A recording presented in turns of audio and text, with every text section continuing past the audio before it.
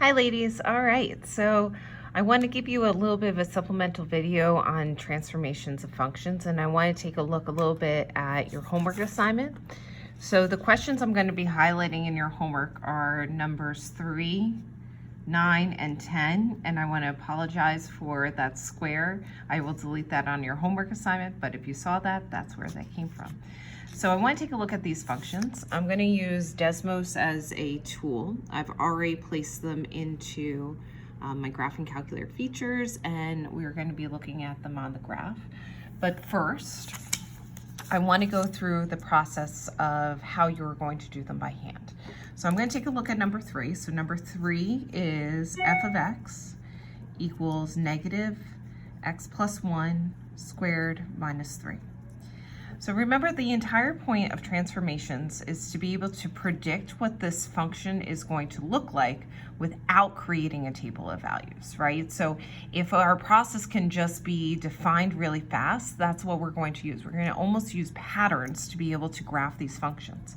So what I notice about this function is, first, it's a quadratic. So I know it's going to behave like a parabola.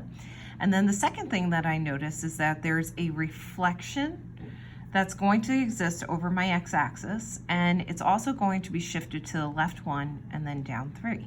And because I know what a parabola's basic pattern looks like, I can create a quick sketch using 5 points just simply based on my understanding of parabola functions. What I know about parabola functions is that they behave in a pattern of steps that move up by odd values. So this first step that it moves up in my pattern is up by 1 over by 1. And then from there, the next value, which is 4, is a 3 difference away from this value.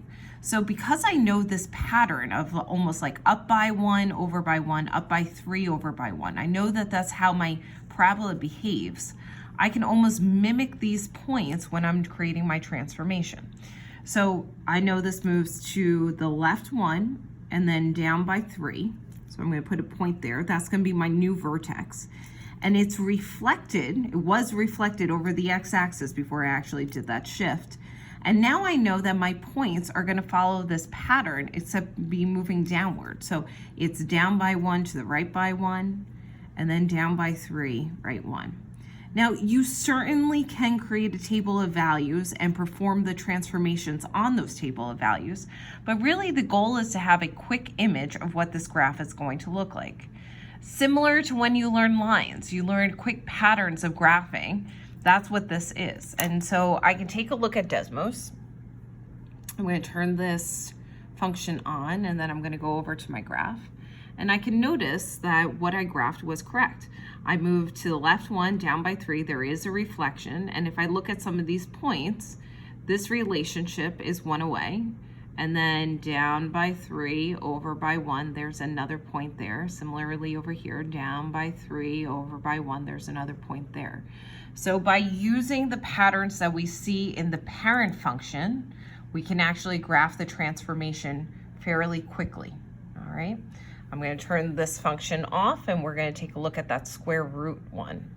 So in that same concept, you can look at my square root function, which is number 9, and that was the function of the negative square root of the negative x minus 5. All right, so there's no vertical shift that exists out here, but there are 2 reflections, both 1 over the x and 1 over the y. So I see both of those reflections existing, and this is shifted to the right by 5. So I'm going right by 5, and then I need to know what that parent function of my square root looks like so I can use those patterns to be able to create this graph.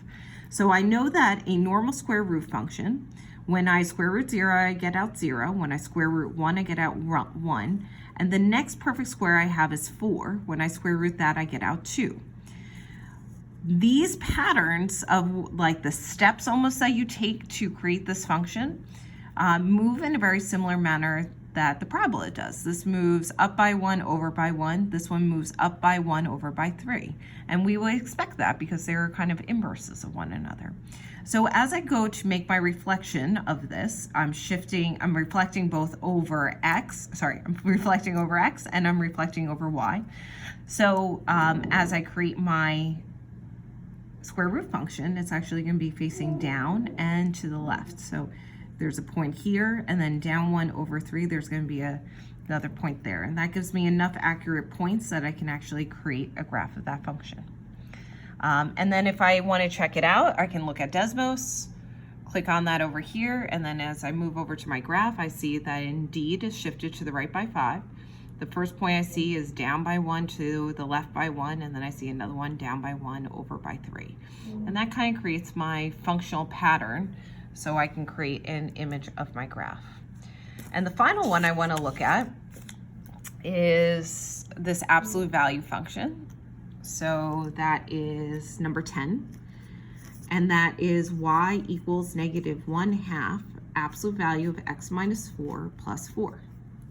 All right, so let's see what happens in this function. So I'm using the parent graph for an absolute value function, which represents the distance from 0. So I have a point at 0, 0, I have a point at 1, 1, I have a point at 2, 2, -1, 1, and -2, 2. So here's my absolute value function. And I'm going to use these patterns to create this transformation. So this is shifted to the right by 4 and then up by 4. So I'm going right by 4 and then I'm going up by 4. There's my new vertex point. And then what I notice here is that there was also a reflection over my x-axis. And now all of my points are being compressed by a factor of 1/2. Because I know that these are both linear growing pieces of this function, instead of using half values, which are sometimes annoying to graph, I'm going to use almost the strategy I would use for slope. And when I go to create this absolute value function, I'm going to move down by 1 into the right by 2, down by 1 into the right by 2, similarly on both directions, and get my absolute value graph.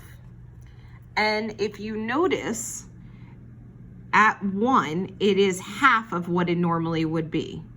At, well, not 1, sorry. At 1 away from the vertex is half of what it would have been. And same over here. At 1 away from the vertex is half of the value it would have been. By using this pattern of slope, down by 1 for every 2, down by 1 for every 2, you get kind of like an easier way to graph it without having to use half points. So as I go over here and I take a look at this, so I'm gonna turn this function on and I'm gonna go over here again. I'm seeing almost like a wider shaped absolute value function. And here's my vertex that's over 4 and then up by 4. And you can see at 1 away from the vertex, this is at a half point. And if I just use that slope of down 1 over 2, I can see that pattern forming. That's a little bit easier for me to graph. So I hope this video helps you. I would encourage you as you're going through your practice problems and as you're working through your sets that you use Desmos as a tool to help you reflect and understand the transformations. All right, so I hope you have a good one, girls. I will talk to you soon.